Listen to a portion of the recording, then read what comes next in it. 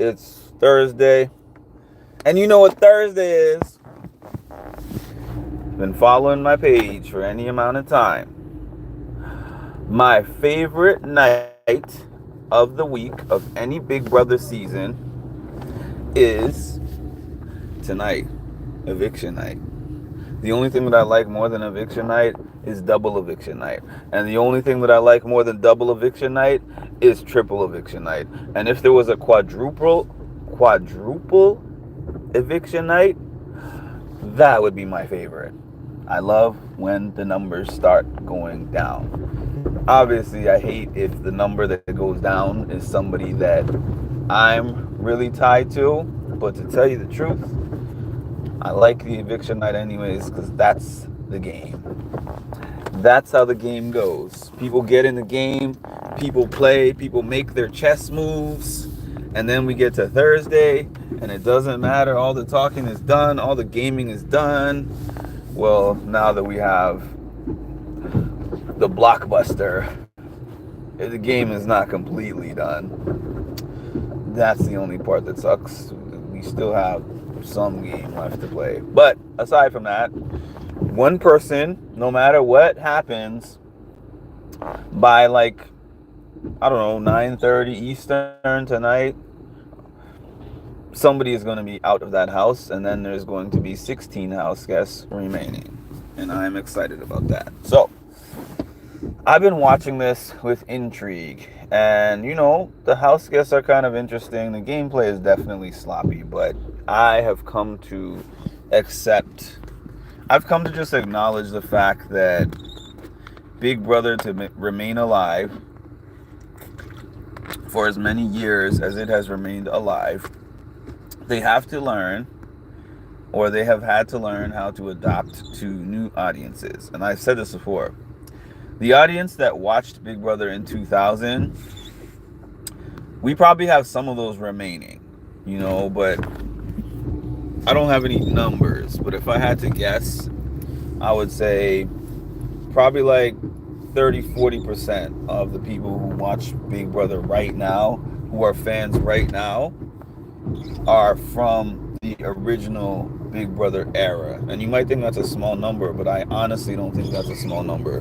Because I know a lot of people who, if I say, do you watch Big Brother? They're like, I was watching it up until season 15, 16, 17, and I found it unbearable because it's nothing like the original one that I grew up on, so I don't watch it anymore. So a lot of these types of people that we see on the show that are like, I started watching 2 years ago, or even the people who say I started watching once I got the call that I'm on the show, you'd probably be surprised at how many of those people are probably sitting at home on their TVs. How many of those type of new fans, I'm trying to say, of this era, are sitting at home watching the show on their TVs. So anyways, you see the title. I can't remember exactly what it was, but something to the effect of, if you mess with the queen, you better not mess with the queen. If you mess with the queen, you get beheaded. So if you want to look and see what I'm talking about, you can go in my YouTube shorts, because I posted this up last night. Or last night / this morning. What had happened, I know Rachel Riley, the legend, but I was not a Big Brother fan during her heyday and during the time when she won. During the time when she went back to back 2 seasons and she won one of them. I was not a big one during that time, but I have seen a lot of her highlights and lowlights. I've heard a lot about Rachel.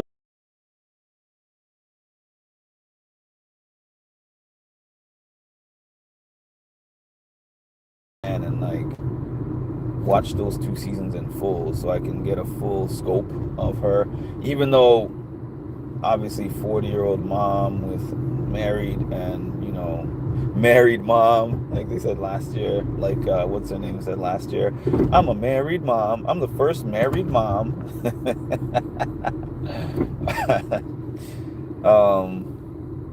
Which I don't even think was accurate, but anyways, I was wondering, I'm like, she seems really calm for the Rachel profile. Because I even on the traders, she was kind of fiery and she was outspoken, and I'm like, she's not really making waves, or she's not really saying anything too crazy on this season. And the conversations that she had yesterday were not too crazy either. But she has talked about, she's been on there twice already and she's won before. So she's talked about having to come on the show and lower her profile. So I kind of expected her to stay out of drama as much as she could. And then she gets into it with Zay. I wish that we still had the ability to rewind feeds, because every time there used to be an incident, how's it going? Every time there used to be an incident, I would always find the timestamp of what exactly, when that discussion started, so that I could watch the whole context from beginning to end. If it was a 2 hour conversation, a 3 hour conversation,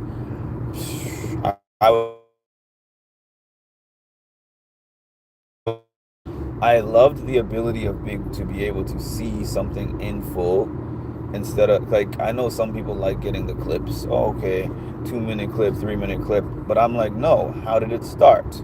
Who said what first? So it was a conversation between Zay and Rachel, where Rachel said that to him, and I believe, from the context that I was trying to gather from it, that Zay and Rachel were having a conversation about Amy. And I think that, so I know that something that Zay has been going around and doing is trying to keep himself safe, obviously, and give reasons why Amy should go home over him. And I think that a big reason that he's been giving is Amy is attached to Rachel, which I'm surprised that everybody is so, like, open about their alliances. Nothing so far really seems to be a big secret or anything like that. But I'm surprised she, as somebody who has played this game before, is so open about her affinity to Amy. No, there's no secret about it. There's no doubt about it. And she's telling people, like, you're going to have problems with me if you come for her. You didn't see the original Chiricity? When did you start watching Big Brother? So, anyways, Zay and her had this tense discussion, and then after the discussion, they were separating from each other, I guess, and Zay was up the stairs and he yelled. Well, he didn't yell. The reason I say he yelled was because that he yelled Bannister that as long as he's in the house, she's not about to be a two-time winner. He said it very calmly. She didn't make up what he said, but he did say it very calmly, and she exaggerated it while she was telling other people in the house. But that's Big Brother. That's the game. Oh, Zay and Rachel's beef. Oh, okay. Yeah, so that's the game. So now they have this tense relationship. Then a side effect of that, I guess, is that what's this guy's name? Keanu. Keanu was talking to Zay about the incident with Rachel, and I think Keanu was not there when it happened, and he was told, and then he was asking Zay for clarification and whatever. Rachel didn't like that, and now Rachel had a problem with Keanu, who we saw previously had a moment with her, which we saw in the episode where he was talking about his father. Now his father had spinal cancer, I want to say, and she was like, she now found him endearing because of that, but now she's pissed at him, and he's a guy who can't leave somebody alone, and I feel like that is working to his detriment in the house, where he has to press upon her and be like, what's wrong, you got a problem with me, where maybe if he gave her a little bit of space and revisited that conversation when she was not pissed, it could have been more productive. But he kept pressing her, and he's like, "Can I have a hug?" I know people like that. I know people who are like, "We've got to resolve this right now," and I'm not a fast resolver. Now, when I say I'm not a fast resolver, I can resolve the situation fast, but I can resolve it fast when I'm ready to resolve it. I can't do it before I'm ready. That's all. Like, if you, oh, for this and this and this reason, we need to just squash the beef. Yes, all of your reasons, I can hear all of them out, but until I'm ready to process everything, you're just gonna annoy me and dig yourself into a deeper hole, which it seems like Keanu does pretty often. Who else? Jimmy wants to get Rachel out. Jimmy claimed, and I didn't see the conversation between Jimmy and Rachel, but Jimmy claims that I guess he was also saying that he wants Amy out, and he wants to work with her, but he wants Amy out. And she was like, if you get Amy out or whatever, you're going to be the dumbest HOH of all time, and America's going to be laughing at you. And he said to Lauren, I believe he was talking to, Vinny said to Lauren, did I say Jimmy? I was meaning to say Vinny. Vinny said to Lauren that he was being bullied by Rachel, and he doesn't like that. So that was happening with that. So a bunch of like Rachel things. Hold on one second, because I see a 0 again. Every time I see 0 viewers and there's commenters before, I just refresh the feed just in case. So that's what I just did. So yeah. Excuse me. What time is it? Yeah, so Rachel is a bully. Yeah, so that's what's happening. Like, nothing seemed to really happen for a while aside from alliances and that kind of stuff, but then it seems like a lot happened yesterday evening going into the night. And was there anything else I was forgetting? Rachel conversation with Keanu, Rachel conversation with Zay, and Zay campaigning. Oh, I was watching Zach. Zach was talking to, was it Lauren? Zach's talking to somebody, but the point being that Zach was saying, so Zay feels very secure with his votes, and he thinks that Ashley is going to flip her vote, and if he's sitting next to Amy, that he's going to vote for, that she's going to vote for and for Amy to go home. The reason he thinks this is the case is because when he was doing his campaign, he was basically telling Ashley, you are viewed as connected to Rachel and Amy, and nobody really wants Rachel in the game because they know what Rachel is capable of, and like, therefore, you know, you could vote me out this week, but you lose a number, and everyone is going to be going against you three. So Ashley basically kind of deflected that and was like, I'm not really with them, you know? But I don't really know where Ashley stands, to be honest, because I know that both in the show, in the edited show, and also in some of the live feed clips or footage that I've seen, she is part of the, whatever they call that, Mom's Alliance with Rachel and Amy. But I don't know, it's still early. And you never know what somebody will do in self-preservation mode either. So who knows? Thank you, Tricity. Long time no see. Hemba fan. I don't remember ever seeing you, but that doesn't mean I have not, but I just don't remember. Hit the like button, by the way. Hit the like button. So for everybody here, Thursdays, I'll say it again, Thursdays, eviction night, I will be on live at 9:45 p.m. Eastern Time.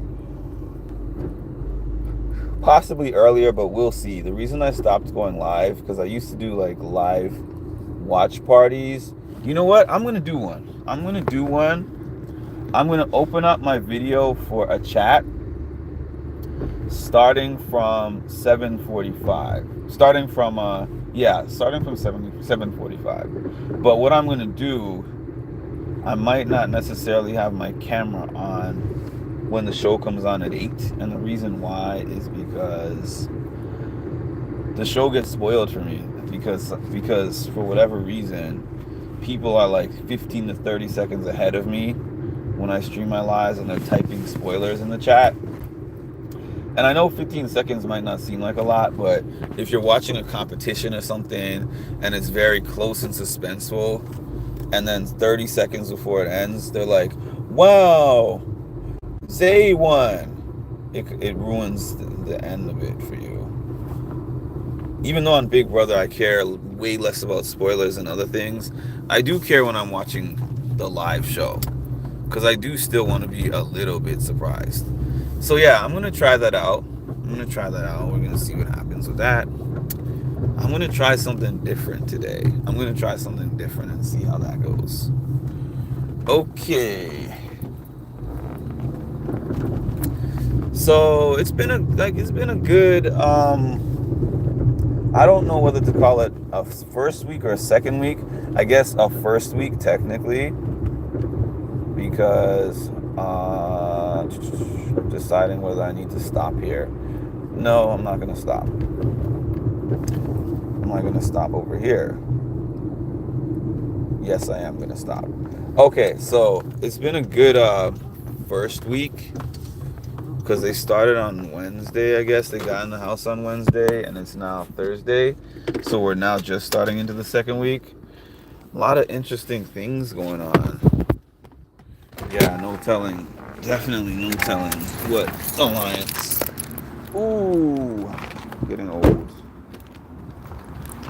Thank you. Okay. Oops.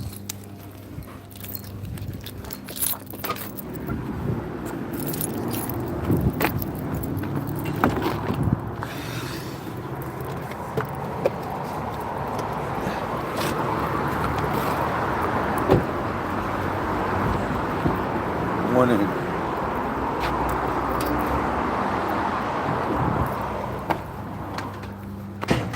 Oh.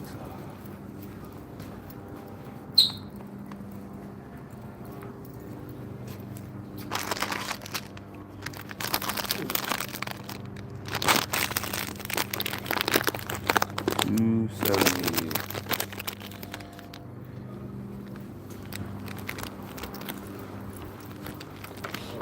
Good.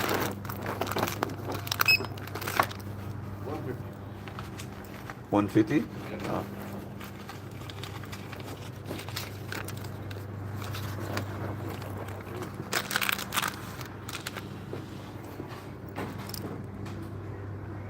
Thank you.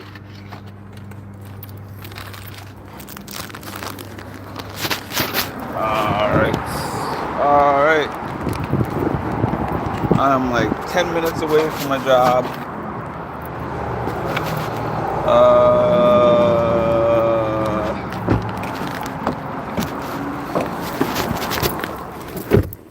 10 minutes away from my job. Oh, here we go. I was looking for my my lanyard, my lanyard.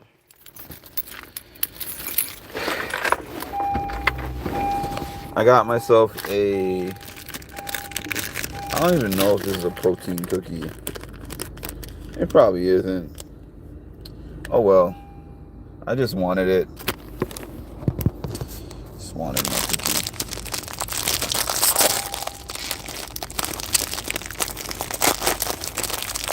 No problem, MILF man. However, I do have to tell you guys, it will definitely not be a regular thing to leave my lives up after I go to bed.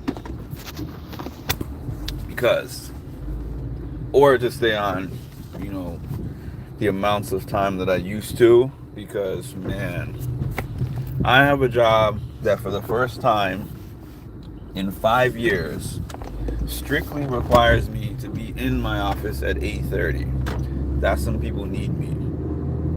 So as you can see, I'm always rushing and I'm always late. I'm not even going to be there at 8:30. I had a possibility to be there at 8:30 if I hadn't stopped just now, but I've started to say I'd rather be a few minutes late than to sacrifice eating. Because why am I going to go in there, run in there lightheaded? There's just not enough hours in the day. I'm stressed about that. But anyways, my whole point was, I say all that to say just my night lives, I'm still committing to doing them, but they're probably going to be right on an hour.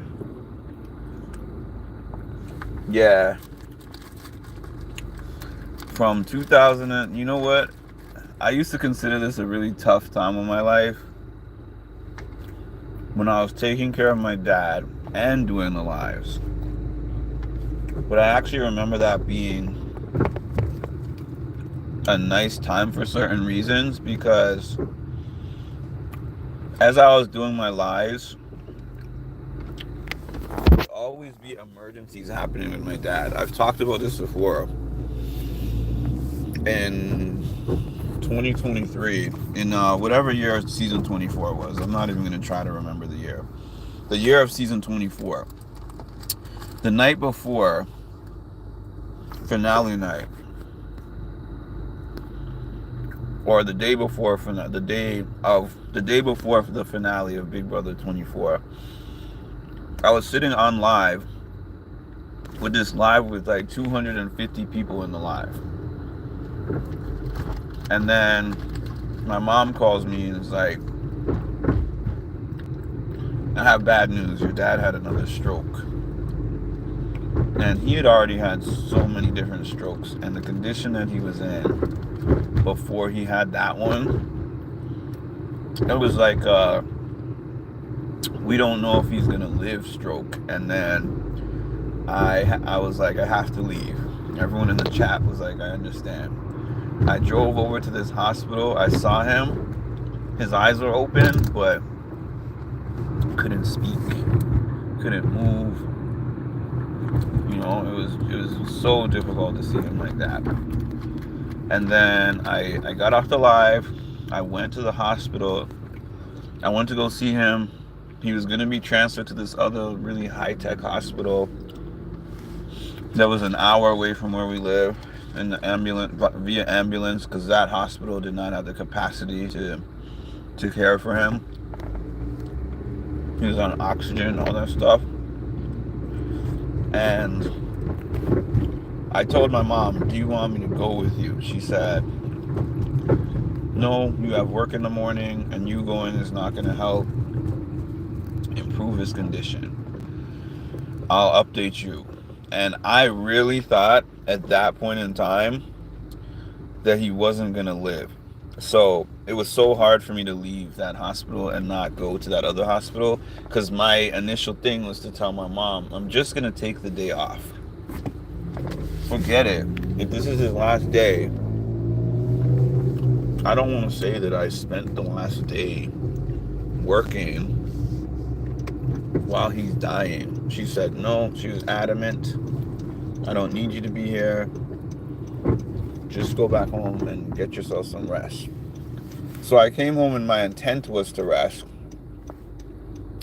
but I couldn't bring myself to do so, because I was like, I could go to sleep and wake up without my dad. That was really all I was thinking. So I said, what do? I started trying to read. I started to try to watch some videos. I tried to do anything that I could to distract myself. Mind you, this was like midnight, 1 o'clock. And then I was like, you know what? I'm just going to hop back on the live just because I need the distraction. I got on the live. Everybody was like, how are you doing? How are you feeling? How's your mom? How's your dad feeling? I was overwhelmed by the love that everybody showed me on that live. And I was so glad that I had joined the live. People were even giving me donations and stuff from my family. So I was in strong appreciation of that. And then It was a distraction. It was a much needed distraction, and I remember sitting up and watching Taylor make her speech and everything like that, and create her speech that she was going to make the next day. And then, that whole thing, it was so classic. And when I was up at like 1 2 o'clock watching it with everyone, 3 o'clock, there was 400 and something people on the live, which to this date is still my biggest live that I've ever done. And now, and he lived, actually, that season. I don't remember when it ended, let's say October, and he lived all the way until April of the next year, much to our surprise. And now it's like a nice, it's actually a nice memory. Obviously it's not nice, but it's kind of like big brother. I tie in to him in some ways, because while I was doing my lives, he would be right there in the room because I was taking care of him while I was doing my lives.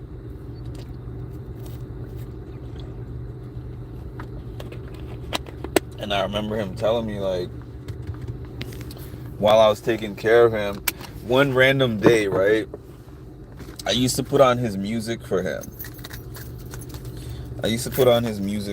And oh, I don't have enough time to finish this story. I really wish I had more time. So I'll just wrap it up really quickly. I used to put on his music on YouTube. And then one day, the music was great because I was working and taking care of him. I was working remotely. So I would be able to put a playlist in front of him, and he could watch the playlist, and it could buy me an hour, 45 minutes to an hour of time that he is distracted and wouldn't need me for something. So his music was done, and I heard him yelling my name, Mark. So I came over to see what he needed, and then he said, his vocabulary was a little bit limited by this point, and he was trying to indicate that he wanted me to put something on the TV.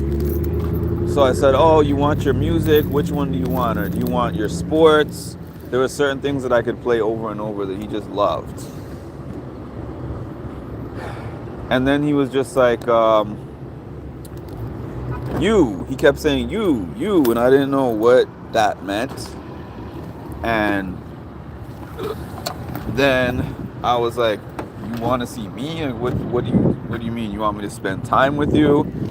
Then what happened was I eventually figured out that once his music finished playing, some of my YouTube videos started playing.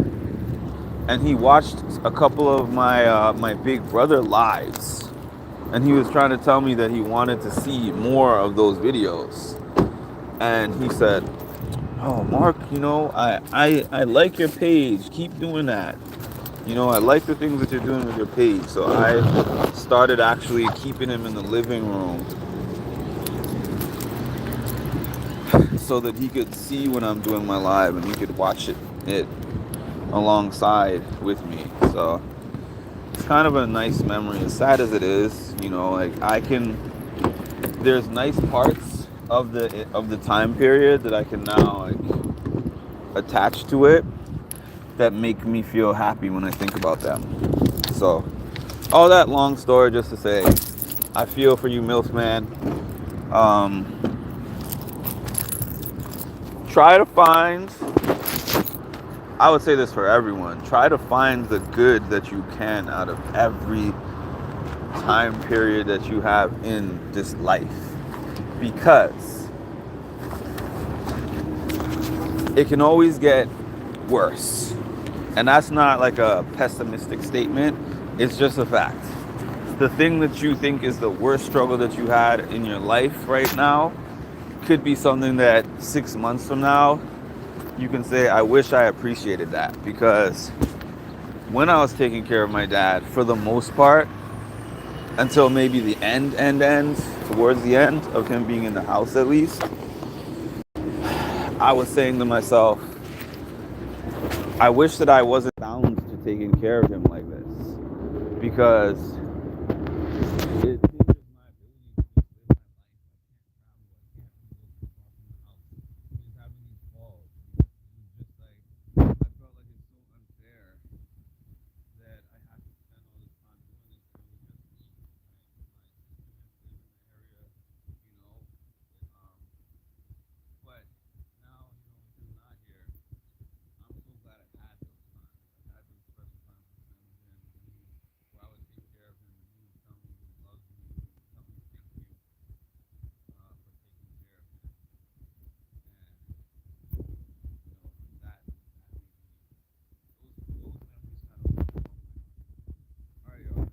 I gotta go though. Talk to you later.